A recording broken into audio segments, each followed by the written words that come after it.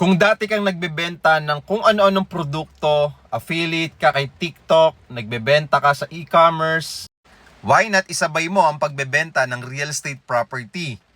Na kung saan kada benta pwede kang kumita ng 90,000 up to 100,000 pesos commissions per sale per unit sold. Ibig sabihin ba niyan, Sir Byron, 10 to 12 units lang, meron ka ng 1 million gross commission? Yes, tama po yung narinig nyo. Pwede po kayong kumita ng ganun kalaki. At ang good news, hindi matagal makuha ang commission. Sobrang bilis lang 30 to 90 days process lang or 1 to 2 months lang, pwede ka na magkaroon ng full commission. Bagay na bagay ito sa mga walang trabaho, sa mga walang pinagkakitaan, at sa merong mga side hustle or extra income.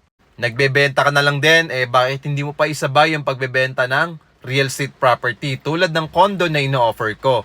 Meron namang libreng training, coaching, at mga techniques kung paano ka makabenta.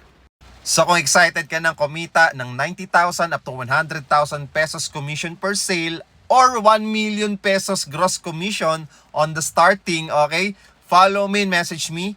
Bago ka mag-comment or mag-message, i-follow mo muna ako para ma-prioritize ko yung message mo or yung comment mo. Maraming salamat. God bless and see you soon.